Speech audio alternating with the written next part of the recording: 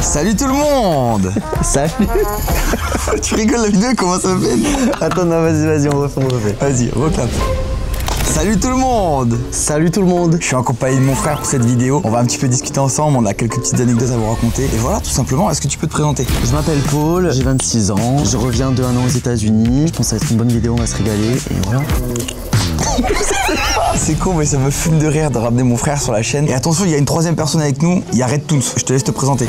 Salut, moi c'est Red Toons, je suis youtubeur et animateur 2D et c'est moi qui ai illustré les anecdotes de cette vidéo. D'ailleurs, je vous spoil pas, mais il y a du très très lourd. Donc vous l'avez compris, c'est lui qui va illustrer les anecdotes. Quand je dis c'est parti pour la première anecdote, on fait comme ça. C'est parti. Ok, 1, 2, 3. Alors, c'est parti pour la première anecdote. C'est parti. Avant de continuer la vidéo, je viens juste chercher une batterie parce qu'avec la chaleur en ce moment, elle s'est...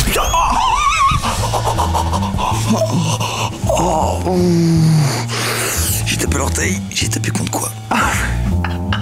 J'ai tapé contre ma carte Revolut en métal, l'équipe. 20 € offerts là maintenant tout de suite si vous téléchargez l'application avec mon lien qui est dans la description. Et vous participez à un tirage au sort pour en gagner 5000. Et Revolut, si vous savez pas ce que c'est...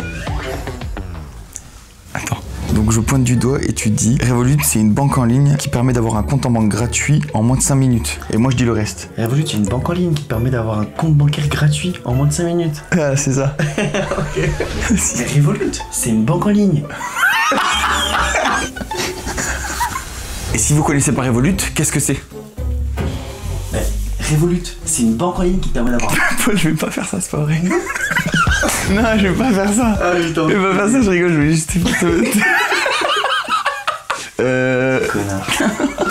Et vous l'avez compris, Revolut, c'est une banque en ligne qui permet de créer un compte gratuit en moins de 5 minutes et il y a déjà plus de 50 millions de personnes qui l'utilisent pour gérer leur argent. Et sans trop spoiler la vidéo, mon frère a une anecdote par rapport à un voyage. Et sachez que lui-même est parti avec Revolut parce que oui, Revolut pour les voyages, c'est 0 frais sur vos retraits, 0 frais sur vos paiements et un accès à des taux de change ultra compétitifs. Tu peux soit changer tes euros par la devise de ton choix directement dans l'application ou directement avec ta carte qui fera automatiquement la conversion. Revolut, c'est aussi la banque qui a été élue la moins chère pour les jeunes et c'est l'application bancaire la plus téléchargée en France. Moi, en étant chez eux, j'ai opté pour la carte métal et personnalisable. Voilà, j'ai mis ma petite licorne, ma petite truc, mon petit nuage et tout. Et vous avez aussi des versions standards et gratuites. Et tout ça, c'est gérable depuis l'application. Et sans oublier la carte éphémère. Alors ça, c'est très bien parce que ça permet d'effectuer des achats en ligne avec cette carte qui s'auto-détruit après l'achat. Donc ça évite quelconque fraude ou se faire tracer par un hacker. Je sais pas comment ça fonctionne ces trucs-là. Mais ça évite. Avant de vous laisser avec la vidéo, Revolut, c'est aussi une banque avec laquelle on peut voir sur le long terme parce qu'ils vous proposent aussi leur nouveau compte épargne sur lequel on peut faire fructifier ses économies et récupérer ses intérêts tous les jours sur son compte. Si ça, c'est pas révolutionnaire, révolutionnaire.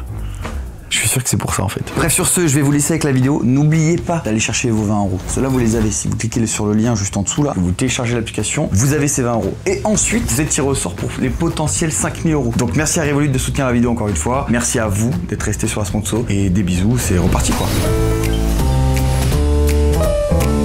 Bon, la première anecdote, il faut savoir que j'étais relativement jeune. Ah, j'ai dit jeune, mais j'avais quand même 16-17 ans. Et je traînais le soir sur mon ordinateur et souvent, je regardais les annonces de casting. Je me perdais un petit peu sur des sites, des fois très lugubres, où les annonces de casting, elles sont pas folles. Et par moments, t'avais 2-3 trucs sympas. Mais j'étais bien entendu jamais pris. Et là, un soir, en regardant un petit peu le site sur lequel j'étais, je défile les annonces et je vois quoi?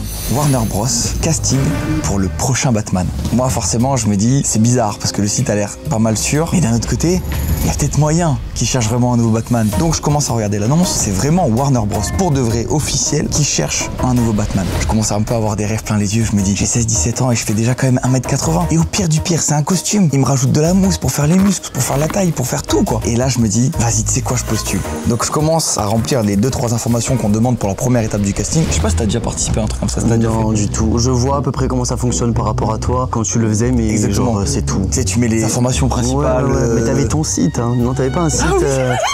Le site est encore dispo, hein. Je crois que c'est Wix. Je crois que t'avais une photo de l'armée où t'avais encore les cheveux courts et tout. Ah putain, c'est vrai. J'ai commencé à remplir les quelques informations et je me suis dit, tu sais quoi, j'envoie ça comme lettre à la poste, on verra s'il y a des news. Et puis les jours et les semaines ont passé, j'en ai pas trop parlé parce que quand t'as 16-17 ans, t'as pas envie de dire, ouais les gars, j'ai envoyé des informations pour le prochain casting de Batman, ils vont tous se foutre de ta gueule. Tu sais d'avance que normalement t'es pas pris pour ça. Normalement. Peut-être 2-3 mois après, je reçois un mail de Warner Bros. Et il m'envoie un message pour me dire qu'en gros, ça y est, c'est parti. Je fais partie à ce moment-là, je crois, des 1000 personnes qui sont retenues grâce aux premières infos, tu vois, comme je disais, nom, âge, prénom, et description physique. Je rentre dans les critères. J'apprends que je fais partie des 1000 personnes qui sont retenues pour donner plus d'informations. Taille d'avant-bras, taille de hanche, taille d'épaule, taille de tête, bref, tout. Et pour faire ça, eh ben, j'ai besoin d'un maître. Donc je vais tout simplement demander à ma mère si elle peut m'aider. Et quand elle me demande pourquoi je fais ça, ben, je lui explique. Et ma mère, sur le moment, elle se dit, bon, je connais mon fils. Il a l'air tellement emballé qu'il y a moyen que ce soit vrai. Et toi, je sais pas si tu te souviens de cette histoire en vrai. Oui, mais genre... S'en foutais quoi. Pas que je m'en foutais, mais je m'attendais pas à... Là, j'allais spoil en fait. non. Donc j'envoie les informations. Et pareil, quelques semaines s'écroulent et je reçois encore un mail. Des mails de quoi? Genre de Warner Bros officiel? Ouais, Warner Bros officiel qui dit directement, nous avons bien reçu vos informations, vous étiez 1000.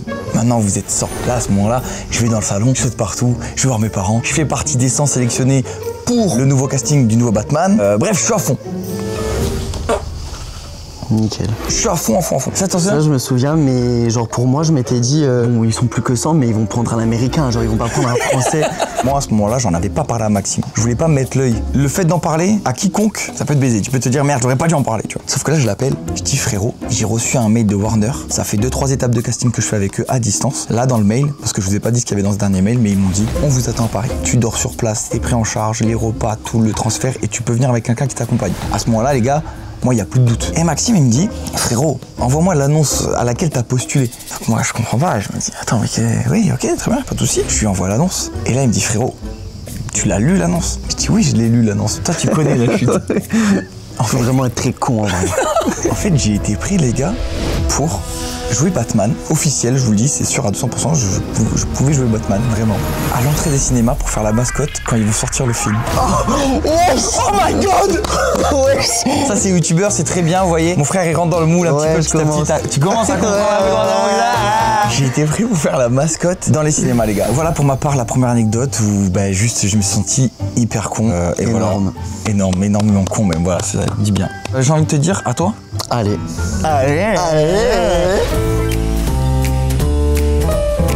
Ça, faut savoir, les gars, que moi, il connaît la plupart des anecdotes, mais celle-là, je la connais pas. Ok, alors donc première anecdote, ça m'est arrivé quand j'étais au lycée, donc je dois avoir genre 14-15 ans. Je m'inscris sur une application de rencontre pour la première fois. Attends, déjà 14-15 ans? Bah ouais, je sais, c'est jeune, hein, mais... Attends, mais non, mais c'est fou, en vrai. Et donc l'histoire commence quand je match assez rapidement, et on commence à discuter, machin. Les jours passent, on fait connaissance, rien de bien fou, hein. Mais bon, plus le temps avance, c'est genre, on se confie de plus en plus, machin. On a l'impression qu'on se connaît, machin, même si on ne s'était jamais vu avant de se parler sur cette application. Et donc un jour on se dit bon bah vas-y, en vrai il faudrait qu'on se rencontre, faudrait qu'on se fasse un petit truc machin en mode premier date. Putain, mais c'est fou, 14-15 ans, moi je me rends pas compte. On se fixe un jour machin en se disant vas-y, on se verra ce jour-là, on verra ce qu'on fait. Moi j'étais bon ok vas-y. Tu sais genre les 2-3 jours avant le date et tout, t'as le bon stress en mode ouais t'as hâte. Ouais voilà, t'as hâte. La veille du date, genre on avait encore rien prévu, tu vois. Ça faisait genre 2-3 jours, on s'était pas parlé. J'attendais qu'il relance lui, tu vois, moi je savais pas, j'avais peur. Puis j'étais jeune, hein, jeune. Bon bref, on avait le même âge. Enfin bon bref. On était censé avoir le même âge. Attends quoi? Moi, non. Donc attends. Attends, non mais c'est inquiétant ou? Non, pas du tout, sinon je raconterais pas. Ok, d'accord, carré. La veille du premier date, il m'envoie le message. Donc moi j'étais excité et tout, j'étais en mode putain, qu'est-ce que je vais porter, qu'est-ce que je vais mettre, qu'est-ce qu'on va faire et tout. Et j'ouvre son message et je vois le message que t'as pas du tout envie d'avoir la veille d'un premier date. Au fait, je t'ai pas tout dit. Oh putain. Voilà, au fait, je t'ai pas tout dit. Donc je suis en mode, comment ça tu m'as pas tout dit? Vas-y, enfin dis-moi, genre ça fait 3 semaines qu'on parle, tu vois que je suis ouvert d'esprit et tout, y a pas de problème. C'est le moment, oui. Tranquille. Le truc c'est qu'il met 1 heure à répondre à ça après, tu vois. Et après il me renvoie, moi il faut savoir que je suis pas très grand. Ok. Enfin frère, pas de galère, je suis 1m60, genre en mode tranquille. T'inquiète. Et là elle m'envoie 2 messages, il me fait bah je suis. Là je vois encore les messages en train d'écrire en mode, c'est quand il écrit nain. Je me dis donc je suis nain. Et moi je fais mais vraiment il y a aucun souci machin et tout. Voilà, bonne réponse, en vrai bonne réponse. Et sans transition, ben je le bloque. J'avais 14 ans. Wesh. Donc sans transition, je le bloque comme ça du jour au lendemain. Mais attends, je l'avais mal pris en vrai. Hein? Y a de quoi le prendre mal. Ça fait 3 semaines qu'on parlait tous, c'est le minimum des trucs à dire en premier en vrai. J'étais jeune, j'étais impulsif. Non, en vrai. Et attends, elle avait quel âge? 16-17. Ah putain, en fait ça fait de la peine parce que à cet âge-là tu sais pas comment réagir comme il faut. Et donc du coup je peux le comprendre. Oui, Je te comprends. bon, j'avais 14 ans. Non, je te comprends aussi. On comprend aussi la position de la personne quand elle est de petite taille et que c'est un truc hyper difficile à assumer dans ce genre de situation. Donc enfin bon bref, quelques mois plus tard je retourne sur cette application avec un nouveau compte. Donc moi toujours les mêmes photos et donc pareil je rematch avec un type et tout. On parle machin, on se dit bon bah vas-y on va se voir et tout. Et il m'envoie par contre est-ce que ça te gêne quand on se voit, il y a un pote à moi avec nous et tout. Je suis en mode bah non vas-y genre t'inquiète, ambiance friendly. Oui tant qu'à faire, si lui il est stressé il vient avec son pote, vous pouvez la faire tous les trois. Moi je l'ai plus pris comme ça. Et là il me dit ok je fais la conve. Donc trop bizarre. Et donc là encore pareil, genre t'as 1 heure ou 2 heures qui s'écoulent et là je reçois une notification, conversation de groupe machin, créée avec 2 autres personnes et tout. Et la 3e personne du groupe, ah putain. et ouais, c'était, on va l'appeler Nico. Donc la personne de petite taille qui était genre, qui datait de quelques mois avant. Que j'avais bloqué quelques mois avant, que j'ai laissé sans vraiment, ok. sans aucun scrupule, bon bref. En fait je crois que l'histoire en fait elle commence maintenant. Non arrête. Premier message dans la conversation, un message de Nico qui envoie oh salut nanana, c'était un peu un message pas satirique mais ironique en mode comment on se retrouve. Voilà tu vois, ouais, je capte. Enfin vraiment j'ai plus les messages en tête mais voilà c'était un délire comme ça. Je réponds salut et tout, j'essaie de me faire petit. Non, tu peux pas dire ça, tu peux pas dire ah ouais, voilà, c'était horrible parce que moi en fait c'était l'occasion pour moi de me rattraper tu vois donc j'essaye un peu de montrer que j'avais un cœur. Et j'envoie un message, ouais j'espère que tu vas bien et tout machin, patati patata. Bon bref au final c'est pas du tout passé puisque Nicolas surenchérit en disant, en parlant à son pote cette fois-ci, ouais mais frère comment tu peux parler avec un mec comme lui, lui m'a fait ça, ça, ça et ça, il m'a bloqué du jour. Dans la conversation? Oui, il a un problème avec les gens de petite taille et tout, mais enfin vraiment genre avec le recul je me dis mais même lui comment il a pu envoyer un truc comme ça, genre c'est... Ouais je comprends. Bon, après attention, hein, tu l'as bloqué. C'est-à-dire que t'as même pas pu lui laisser... Ouais mais frère il avait quand même le dire. Tu t'es attaché. Bah ouais genre ça fait des semaines et des semaines qu'on parlait tu vois. Ouais je peux comprendre ouais. Il envoie ce message bien salé dans la conversation et je réponds pas. Le mec que je devais voir qui m'envoie un message en privé et qui me dit ouais regarde mec et tout ce que t'as fait ça se fait pas et tout, ça l'a mis à moi, je prends mal et tout, bon ben c'est quoi on va en rester là. Bon frère je prends toc de mal, là je commence à l'insulter mais genre vraiment genre méchant. Et donc pareil je le bloque. Non mais quoi? Je le bloque aussi, mais attends parce que ça se finit pas là. Putain. Bref, les jours passent et j'étais au lycée. Je reçois un message d'un 06 que je connaissais pas. Et c'était genre un message en fait que j'avais reçu à 8 h du matin et je l'ai vu qu'à midi genre, qui me dit on est devant ton lycée, on t'attend. Non. Ouais. J'avais reçu ça. Oh putain. Et j'avais de suite compris que c'était Nico. Arrête. Et là je me dis attends, il y a 2 solutions, c'est soit je me bats. Là je me bats avec Nico. Quand j'arrive devant le lycée, quand je sors des cours, je me bats avec Nico et ses amis. Soit je passe par derrière, par le grillage de derrière. Par derrière sans mauvais jeu de mots. Par rapport dans le cul tout simplement. Soit je sors par derrière et genre c'est bon. Tu esquives le truc. Voilà, j'esquive le truc parce que trop gêné, j'avais honte. Oui, t'es au lycée, t'as pas envie déjà de t'afficher, t'as pas envie de battre tout court, genre. Ouais, bien sûr, je comprends. Ce genre de situation en plus. Ouais, je comprends. En ayant raconté l'histoire, peut-être que ça semble logique qu'en fait depuis le début, c'était une seule et même personne derrière tous ces messages. Et parce qu'en fait, moi, j'ai découvert ça après. Attends, même la conversation de groupe? Ouais. Attends, quoi? C'était lui depuis le début? C'était lui depuis le début. Il n'a jamais été devant mon lycée. Le 2e type avec qui j'avais parlé, ben, c'était lui, en fait. Attends. Le gars que tu devais date, le 2e, c'était lui aussi, en fait? C'était lui aussi. Et vous avez parlé aussi? Et on a parlé aussi. Combien de temps? C'était genre une semaine, tu vois, 1 semaine et demie. Hein. Tu discutais avec la même personne? Ouais. C'est le risque après, réseaux sociaux, applications de rencontres. Elle a voulu te faire payer, en fait. Voilà, en fait, elle a voulu se venger, tu vois. Ok, moi, je dois avouer, c'est une belle anecdote. Moi j'excuse la personne pour l'âge. Tu sais, genre c'est difficile d'assumer aussi, tu vois, quand t'es de petite taille. C'est con les gars, vous vous rendez pas compte, mais nous encore tout ça c'est compliqué encore un petit peu. Pas à tous les niveaux, tu vois, mais t'as 16 piges, t'es homosexuel et t'es de petite taille. Frère, de toute façon que tu sois en Corse ou quelque part d'autre, c'est dur d'assumer et je comprends complètement. La deuxième anecdote pour ma part, les amis, ça se passe en 2016 et j'avais 19 ans. À ce moment-là, je suis au lycée avec mes potes, ça se passe trop bien et tout. Et avec ces mêmes amis-là, on se dit, venez un jour où on descend tous en scooter se faire un petit resto sur Bastia. Et il s'avère qu'en traînant un petit peu sur Facebook, à cette époque-là, quand personnellement je traînais encore sur Facebook, on tombe sur une annonce tous ensemble qu'on s'envoie dans le groupe. Hypnotiseur en ce moment à Bastia qui anime vos soirées. Et on se dit, mais frérot, faut absolument qu'on fasse un spectacle d'hypnose, qu'on vive ça au moins un jour dans notre vie. Donc on décide d'aller dans un restaurant où il y a cet hypnotiseur ce jour-là. Donc on prend tous nos petits scooters, direction Bastia, et on arrive au restaurant en question. Il y a pas mal de monde parce que tu comprends que c'est un petit peu l'animation du moment, ce gars-là qui va de resto en resto et qui fait des spectacles. On mange, tout se passe bien, et arrive le moment du dessert café, où l'hypnotiseur arrive sur une petite estrade et se fait acclamer. Donc tout le monde applaudit, tout le monde est content de le voir, il se présente et tout, etc. Et là, il fait ce que la plupart des hypnotiseurs font. Je sais pas si toi tu l'as déjà fait, tu sais, ce test des doigts. Trop peur. Ah oui, ça, ouais. Tu sais, le test des doigts que tu mets dans le cul jusqu'à peu près la deuxième phalange. Oui, mais après, il peut mettre la main. Hein, bon, en gros, mes potes, ils me disaient, ah vas-y, c'est bon, laisse les doigts coller, comme ça tu fais croire que t'es réceptif. Donc c'est ce que je fais. Et arrive le moment, donc ils sélectionnent certaines personnes réceptives, pas toutes, mais je me retrouve dans les 10, je crois à peu près 10 ou 8 personnes à être amenées devant tout le monde. Là, les présentations, ils passent le micro un peu à tout le monde, tu viens d'où, ton âge, ton prénom, etc. Et puis ils commencent à faire des petits trucs du style, ils te touchent à un endroit du cou, tu t'endors comme ça, mais tu restes debout, tu as des trucs comme ça. Moi, forcément, j'ai joué le jeu jusqu'au bout. Mais autour de toi, il y avait des gens vraiment hypnotisés? Autour de moi, il y avait que des gens hypnotisés. Et moi, j'étais avec un ami à moi qui était à ma droite. Lui, réceptif de fou. On arrive carrément à un moment où moi, je suis assis sur une chaise et il y a le comptoir derrière moi et je suis comme ça endormi.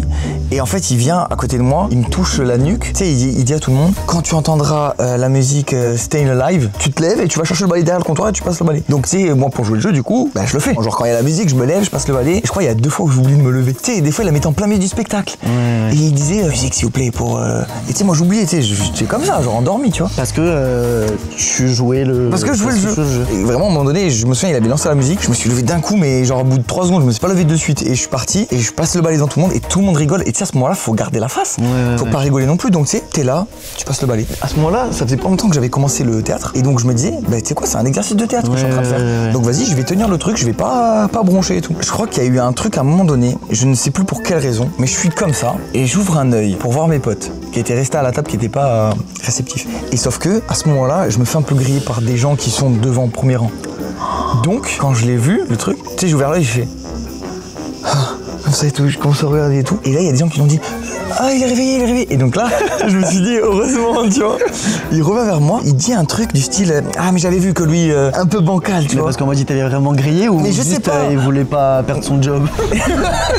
Je pense qu'il avait vraiment senti parce que les fois où je m'étais loupé avec la musique et le ballet et tout, etc. Ouais. Il vient, il me rendort. Et quand il me rendort, il fait tellement le geste pour m'emmener vers l'arrière, et je tape de tête contre le comptoir. Et tu sais, genre j'avais mal de fou. Et c'est ça la chute. J'ai fini à l'hôpital malheureusement. J'avais tellement mal, mais je disais rien. Et tu sais, je suis resté comme ça. Ouais, ok. Et là, j'ai tellement bien suivi après tout ce qu'il m'a dit que petit à petit, à chaque fois, tu sais, il en prenait un par la main, il disait, toi, danse le cha-cha devant tout le monde. Toi, fais ci, toi, fais ça et tout, etc. Et moi, il s'est dit, je vais le garder en dernier, lui. Et c'était rempli en plus. Le restaurant était rempli, il y avait genre 150 personnes. Et là, les potes, il faut savoir qu'on a des images, elles existent encore parce qu'il y a des gens dans le resto qu'on filmait, bien évidemment. On va vous les mettre à l'écran juste après mon explication, mais dites-vous, en gros, j'étais le dernier. Il m'a fait me lever devant tout le monde et il m'a dit, quand je vais te réveiller, tu es bodybuilder et tu vas te lever et tu vas nous montrer tes muscles. À ce moment-là, les gars, il n'y a pas de muscles, il n'y a rien. J'ai 17 piges, il n'y a rien. Il veut me foutre torse nu devant tout le monde et que je fasse le show, quoi. Mais je suis conscient, c'est ça le problème. C'est qu'à ce moment-là, je suis en mode, comme ça sur ma chaise, et il me dit les choses dans l'oreille, je suis en mode, fils de pute, oh le bâtard. Tu sais, genre, je me réveille et tout, il me fait, ça va, tu vas bien? Je dis, ouais, ça va, merci beaucoup et tout. Il me dit, alors, qu'est-ce que tu fais dans la vie, toi et tout, ça, et il me dit un peu comme ça. Je dis, bah, je m'appelle Elian et je suis bodybuilder. Ah, t'es bodybuilder? Je fais, ouais, je suis bodybuilder, bah, ça se voit quand même, tu vois. Et il me dit, bah, tu vas peut-être nous montrer, du coup, vu que t'es bodybuilder. Moi, je dis, ouais, bien sûr. Donc, je commence à me lever et je dis, bah, juste, il me faut une musique, quoi. Et ça, il fait, ah, il te faut une musique carrément pour faire le show et tout. Je dis, ouais, il me faut une musique et tout. Il met la musique, il met Eyes of the Tiger, enfin, Rocky. Enfin, c'est pas Rocky qui chante, mais vous avez compris. Et j'enlève mon t-shirt. Voilà ce que ça a donné.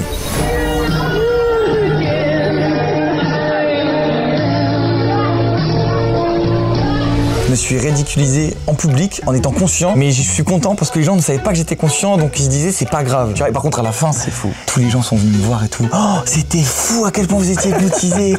Oh là là, mais c'est dingue qu'il arrive à faire ça. Plein d'éloges pour le mec. Alors que moi je me suis dit mais attends, j'ai un talent d'acting là. Voilà, maintenant je le dis. J'ai trompé 150 personnes, frérot. Je l'ai fait pour pas qu'il nique sa carrière lui, parce que j'étais pas du tout réceptif. Après attention, c'est moi au tout début. Ouais. C'est moi au tout début. Mais je suis content parce qu'au final c'est quoi, lui et moi on a fait une belle équipe. Je suis content. Après attention, il a été poursuivi en justice. Hein. Ah ouais? Oui, pourquoi? Il essayait de récupérer des informations personnelles sur plein de gens. Ça me parle maintenant que tu le dis. Ça te dit un truc. Et du coup, c'est fort, quoi. C'est fort. Ok, donc Deuxième anecdote, pour contextualiser un petit peu, je venais d'arriver aux États-Unis. Je suis parti travailler là-bas donc pendant 1 an. T'arrives après tes 8 heures de vol, t'es fracassé. J'ai posé mes valises, je suis directement allé faire les courses parce que vraiment. Ah, direct, toi t'arrives aux États-Unis pour le truc que tu fais, c'est les courses. Bah, j'allais faire quoi? Je rentre des courses, il va être 20h, quelque chose comme ça. Toujours pas de coloc et tout, donc vas-y, je fais ma skincare routine, machin. Là, je me lave les dents, je prends ma douche, machin. Et au moment de me laver les dents, donc je prends ma nouvelle brosse à dents américaine. Donc nouvelle brosse à dents américaine, dentifrice et tout. Et je commence à me brosser les dents. Et là, frère, dans la bouche, une sensation de brûlure. Les gars, moi je connais la chute. Ça m'a brûlé, je sens de la mousse gonflée comme si tu mangeais du slime. Ouais, je connais. Un peu pâte à modeler et tout, avec un goût de vieux, enfin dégueulasse. Mon premier réflexe, prendre mon téléphone et filmer. Mourir, c'était pas trop mon souci. Et en fait, je regarde le tube du dentifrice. En fait, c'était vraiment écrit genre fixe aux dents. Et tu savais pas ce que c'était? Fixe aux dents, je savais pas ce que c'était. Donc en fait, c'est la pâte pour coller les dentiers. Tu vois, pour les vieux. Incroyable. Ça, vraiment, ça se met sur la fausse gencive, j'imagine. Ça se met sur la gencive ou sur le dentier directement. Et ensuite, tu colles. Et toi, tu t'es brossé les dents avec? Je me suis brossé les dents avec. Et vraiment, j'ai mis genre, sans exagérer, 10 minutes pour vraiment tout enlever, la mousse et tout. Oh, mais c'était pâteux, c'était vraiment horrible. Franchement, celle-là est très forte. Très con. Vas-y, moi aussi, j'en ai une toute petite. Moi, j'ai fait un entretien d'embauche il y a quelques années de ça pour rentrer sur les bateaux. Les ferries qui font Marseille, Bastia. Il y avait un certain processus pour rentrer dans l'entreprise qui était assez costaud. Première visite médicale, deuxième visite médicale, entretien d'embauche visuel, entretien d'embauche en présentiel et tout, etc. Et j'arrive donc à ma première visite médicale et j'y vais avec Maxime, qui m'accompagne. On descend à Ajaccio ensemble et tout. Et à ce moment-là, je suis bien. Genre, je sais que j'ai pas de soucis physiquement, j'ai rien du tout. Genre, je suis tranquille. Je rentre dans le bureau du médecin, du premier médecin, qui me fait un premier résumé. Donc, vous vous appelez un tel, pas d'antécédents et tout, etc. Je dis ouais, non, rien. Ça, il me mesure, il prend mon poids, tout se passe bien. Il me fait pisser dans un petit pot, tu sais, ça va même jusque là, hein, tu pisses dans un petit pot au cas où et tout ça. Ensuite, il me dit de patienter et qu'il y a le médecin principal, entre guillemets, de l'entreprise qui va m'accueillir. Je dis ok, très bien. Je patiente 10-15 minutes et je me retrouve dans le bureau du médecin. Je rentre, je vois rien d'anormal au début, on discute un petit peu, il me demande mon parcours professionnel avant. Même si c'est un médecin, je sais pas, je trouve qu'il s'intéresse quand même pas mal et tout, donc ok, pourquoi pas. Je dis bah voilà, ancien militaire, tout ça, parce que je sais pas si je vous l'ai déjà dit, mais j'ai déjà fait l'armée. Ça, c'est un truc que j'ai rarement dit dans ouais. Et j'ai gonflé 3000 ballons aussi une fois. Et je vis dans 13 mètres carrés. Je vois qu'il essaie quand même d'en savoir sur moi. Il me dit, vous avez des gens autour de vous qui se droguent? Je dis, bah franchement, pour être honnête, très certainement. Bon, en vrai. Attends, j'ai essayé de péter, j'ai fait un tout petit peu. Il me dit, vous savez que moi j'ai été ancien militaire aussi, j'ai été médecin pour les anciens militaires et tout. Vous étiez un bon militaire? Je dis, bah oui, bah vous savez, on rigole, on fait les cons, mais oui, ça va, je m'en sortais bien et tout. Je dis bien, il fait, ok, très bien. Il me dit, vous savez que les petits cons comme vous, je les connais. Par contre, pour ce qui va suivre, je vous jure que tout est vrai. Hein. Et je dis pardon. Il me fait là les petits cons comme ça là. Tu veux nous la mettre en verre? Je les connais. Je les ai pratiqués moi. En fait, quand il m'a parlé comme ça m'a fait une boule chaude ici. Tu sais, je me suis dit mais ouais, je suis en train de vivre quoi? Faut savoir que je suis sur la fin de mon entrée dans cette entreprise, donc j'ai pas envie de la gâcher. Tu sais, je préfère être dans la compréhension, dans la discussion plutôt que l'énervement, tu vois. Il fait, je sais que vous vous droguez. Je dis mais comment ça, je me drogue et tout? Je dis non, je me drogue pas, monsieur. Il me fait, vous allez arrêter de me prendre pour un con. Pourquoi vous vous droguez pas? Expliquez-moi. Je dis bah je me drogue pas parce que tout simplement j'ai pas été éduqué dans ça et puis mes fréquentations m'ont jamais incité à tester tout ça. Non, je me drogue pas. Et il me dit ok, très bien. Expliquez-moi ça. Et tu sais, il me sort un papier. Et sur le papier, il y a écrit quoi? Il y a écrit que je suis positif au THC. Genre, tu sais, la bœuf et tout, tu vois. Peut-être que c'est aussi d'autres choses, le THC, mais je suis positif à ça à ce moment-là. Et là, moi, je tombe dénu. Je suis en mode, mais comment ça, je suis positif au THC? Donc là, je lui explique. Vraiment, je suis en mode, mais c'est pas vrai, c'est pas vrai, c'est pareil, c'est pareil. Sauf que, je me mets à la place du médecin. T'as en face de toi un jeune, il te dit qu'il était militaire. Et faut savoir, les gars, malheureusement, à l'armée, le nombre de drogués qu'il y a à l'armée, j'ai jamais vu ça. Donc, je le comprends. Tu vois ce que je veux dire? Bah, je le comprends. Non. Moi, malheureusement, je le comprends. Le gars est médecin, il a un test positif, il a un jeune en face de lui qui dit oh non, je me drogue pas. Arrête, frère. Mais j'attends de voir la chute. Alors attendez, avant la chute, c'est que je me retrouve à lui dire non. Et l'autre médecin, il entend que ça commence un peu à gueuler. Ouais. Il rentre dans la pièce. Moi, je me lève, je suis en mode me touchez pas et tout, et là, je vous dis que je suis pas drogué. En plus, c'est horrible parce que quand tu vis une injustice, t'as qu'une envie, c'est de péter un câble. Je prends mon téléphone et j'appelle papa, devant, en haut-parleur. Je dis papa, est-ce que je me drogue? Tu commenceras. Je dis papa, s'il te plaît, réponds, je suis avec le médecin en face de moi. Et papa, ce qu'il répond, c'est en mode bien sûr que non, tu te drogues pas. Qu'est-ce qu'il raconte lui? Et donc, même mon père, il commence un peu à s'énerver, tu vois, il commence à être un peu en mode mais qu'est-ce qu'il veut lui? Tu te drogues et tout. Je dis non, il voit que j'insiste sur ce truc-là, je ne me drogue pas, tu vois. Et il me dit, vous savez quoi? Vous revenez dans une semaine. Si vraiment vous vous droguez pas, dans une semaine, le truc il a disparu. Et je fais le chemin direction Bastia avec Maxime. Sur le retour, on discute de ça. Même lui, il hallucine, tu vois. Je dis mais attends, frère, je te jure, je sais pas comment je pense à ça. Je suis sous traitement en ce moment. Je traite une tendinite. Et je me dis, est-ce qu'il y a un monde où quand tu prends des anti-inflammatoires et que tu fais le test, Ah ouais? t'es positif au THC? Je sais pas. Je vais chez le médecin, je lui explique la situation. Je lui dis, regardez, vous m'avez prescrit un traitement il y a 10 jours pour ma tendinite et tout. J'aimerais me renseigner sur est-ce que ce médicament peut me mettre positif au test, tu vois. Il vérifie, même lui il est pas au courant, je vais vérifier et tout. On regarde et même le médecin il tombe sur des forums qui disent attendez, oui, effectivement, il y en a beaucoup qui parlent de ça. Ah ouais? On commence à chercher et tout. Et il faut savoir que quand tu prends des anti-inflammatoires et que tu vas passer un test anti-drogue et tout, bah c'est pas étonnant d'être positif au THC. Ça peut pas arriver tout le temps, mais c'est pas étonnant de l'être. Donc, ouais, je te jure, c'est une folie. Donc le médecin, il m'a fait un papier, comme quoi il a passé très récemment un test et c'est normal qu'il soit positif au THC. Il me dit je vous fais ce papier, mais c'est pas garanti que ça passe. Donc je suis redescendu à Ajaccio. Faut savoir que en quittant le bureau du médecin à Ajaccio qui m'avait accusé de droguer, j'avais dit si vous me croyez pas, je reviendrai avec 1 litre de pisse. Lui il me dit ah ouais, ben revenez avec 2 même. Mais je suis sûr ça gueulait comme ça dans les bureaux. Il est censé te demander si t'as un traitement en cours et tout. Il t'avait pas demandé ça? Le truc, il est là. Sur la fiche, j'ai dit oui, en ce moment je suis sous traitement et tout, Mais c'est juste que en fait, c'est tellement rare ce genre de cas. Eux ne savaient pas que tu pouvais être positif au THC en étant sous traitement anti-inflammatoire. Incroyable. Mais t'as vu, c'est fou, hein. Toi, t'as une anecdote ou pas? Non, moi on était bon. C'est vu que j'étais con et que j'étais bien ton frère. Bah écoutez les amis, c'est la fin de cette vidéo tout simplement. Vous avez vu vidéo très chill, dans un décor très chill. J'espère que vous de votre côté, votre été s'est bien passé. Je suis très content de vous avoir présenté mon frère Paul. On n'a pas du tout la même vie, hein. Lui, il vit aux États-Unis la plupart du temps depuis 1 an et demi. Et écoutez, peut-être que vous serez amené à le revoir. N'hésitez pas, vous aussi, à nous raconter 2-3 petites anecdotes, 2-3 petits faits un petit peu sympas à votre sujet en commentaire. Merci encore à Revolut d'avoir sponsorisé la vidéo. N'hésitez pas à aller vous renseigner dans la description. Ah, je peux le dire ça? Tu veux le dire toi? Oui. Bah en tout cas les gars, et merci encore à Revolut. T'as craché. Attends. Et merci encore à Revolut de... Non, dernière fois. Et encore merci à Revolut d'avoir sponsorisé cette vidéo. Merci à tous d'avoir regardé. On se retrouve très vite dans une prochaine vidéo. Et à vous abonner. C'est ça exactement, très bien. Vas-y, dis les réseaux sociaux et tout. Alors les réseaux sociaux, c'est Paul Ventre. C'est vrai, allez vous abonner, t'es en privé? Non, Instagram, je suis en public. Vas-y, TikTok. Merci encore à l'équipe. N'hésitez pas encore une dernière fois. Les commentaires, tout simplement. On les lira ensemble, tu sais quoi? Tu veux qu'on les lise ensemble? Vas-y. Et on se voit très vite. Clap de fin.